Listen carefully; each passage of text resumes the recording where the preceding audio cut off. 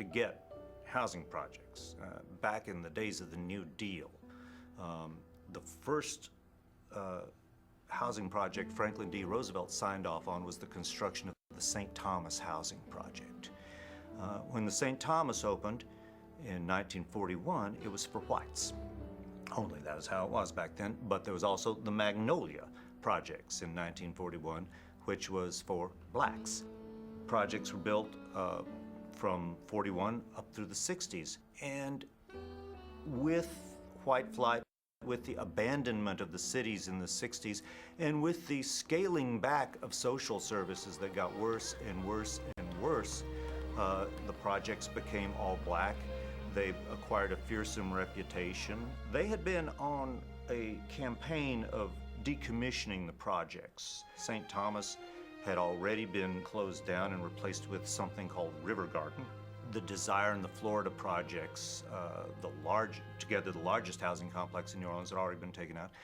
But the sudden evacuation of the city, the mandatory evacuation of everyone in the city, provided a unique opportunity to move all the people out and close the projects down, a process that would have taken years, so that the projects were not just boarded up, but the windows sealed with lead shields. People who had left quickly found themselves locked out, and they never got to come back. So this is full, right-on government action to get rid of poor people in New Orleans.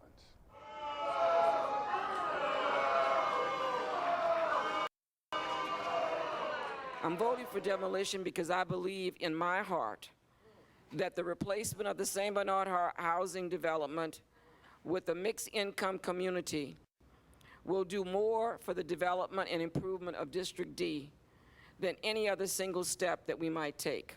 Stop the demolition! Stop the demolition! Stop the demolition! I'm not gonna let the system walk over me, take away my pride, my respect, and my dignity. They're already trying to take away my home and my families, but today I will stand. If I got to lay down and die, I refuse to let the city of New Orleans kick me to the ground and walk on me. It's 100,000 black people, poor people displaced out of this city. I'm sick of you white liberals acting like you feel our pain.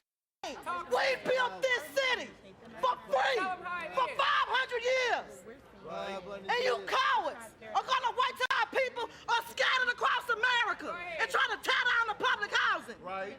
How cowardly are you to tear down the poor people, women and children? Tell them like it is, sister. And then you so cowardly, you won't even let your own New Orleans citizens who had the heart and strength to come back come inside. It was on December 20th, 2007, when I and a long line of residents from New Orleans were standing in line outside of City Hall waiting to go into the council chambers to present our comments on their pending decision on demolishing the 4 public housing developments. While standing in line, they shut the gates to bar us from going into the chambers. And so this, created a lot of outrage. What's going on? Why are you locking us out of a public meeting? And the next thing you know, there are policemen on the ground with jugs of pepper spray, and they're spraying us. And inside, for folks who were able to get in, friends and allies working to, prevent the demolition of housing, they were tasered because they were demanding that let the people in. The council, I think it's pretty obvious now, made their decision to allow the Housing and Urban Development Office to move forward with demolishing those houses that were structurally sound, that people could move back into, that people had been working and organizing themselves for years and trying to get the Housing Authority to do better maintenance and security improvements at these sites. All of that advocacy meant nothing to the council members. What they were seeing was the dollars to contractors, the dollars to developers. That has been the way in which post-Katrina decisions have been moved in that direction. How can you make this easier for developers to replan with quote-unquote new people? And we see, it all, constitutes ethnic cleansing.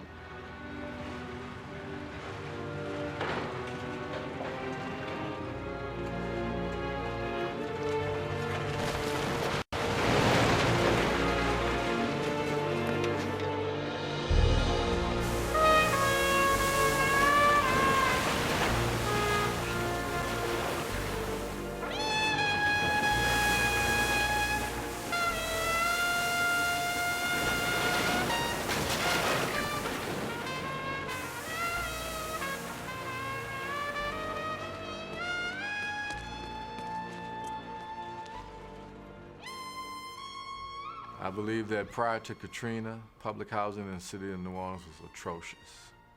I think it got worse after Katrina. And I'm not convinced that other than one public housing development being in Lafitte, all the rest of them were beyond repair, in my humble opinion. Lafitte probably could have been saved, but it would have been astronomical as far as the cost. The shell was solid and good, but all the internal wiring, all the internal plumbing, everything would have had to been, done from scratch. You could not have closed Lafitte down when people were in it. And somebody said, ooh, they're gone. Now's the time, close it down. And unfortunately, you don't have as nuanced a dialogue about social issues here as you do in some other cities.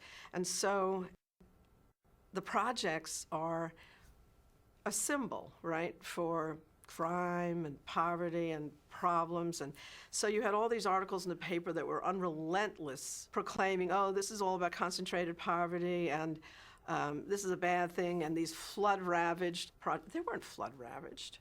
There was no water in Lafitte. They could have been opened. But Alphonse Jackson up in HUD in Washington wanted to take them down because there's a national policy to get rid of public housing. So we said, ooh, this is the time to do it in New Orleans, because otherwise they couldn't have done it.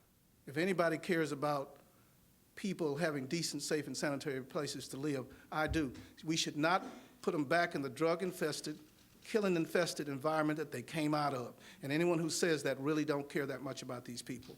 And I will say this today, that, it baffles me that people say, well, HUD does not want the residents to come back, specifically because they're black. Well, I think this morning I woke up and I was still black. Tearing down the projects probably was not a bad idea per se, because subsidized housing in that manner just didn't work.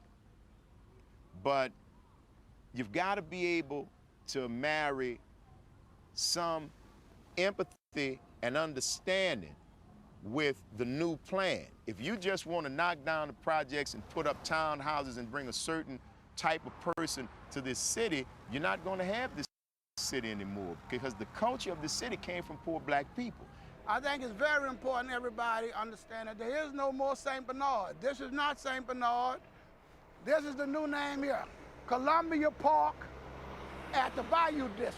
This is a former public housing site. It was demolished in December of 2007, and it's being rebuilt as a 990-unit mixed-income redevelopment, encompassing the 55 acres of the former St. Bernard housing project, and then hopefully some additional acreage on the other side of St. Bernard Avenue to kind of reduce the density of the entire development. But this is a one-third mixed-income redevelopment, one-third public housing, one-third rent-assisted, and one-third market rate. Tell me, in the United States, where you have people making $250,000 a year living next door to people making $20,000 a year in the same condominiums. And that's like, this utopian community. You don't have that, right? So that's a lie. You start off with a lie. I say start off with the truth. You wanted to tear down public housing because it's a public works project and you're trying to make some money for your friends. Okay, fine. It's not fine, but tell me the truth. I'm a big girl. And then let this community figure out what they want to do about it. That truth has been told now, because you can drive around the city of New Orleans and you can see what has replaced, quote, public housing. Okay, we're gonna go down here to the new stuff they built. And this stuff here, you need to understand the difference between this stuff and the old stuff is that they built this in like 90 days, more or less 90 days. And I think I kind of look at this stuff, it's like a supermodel.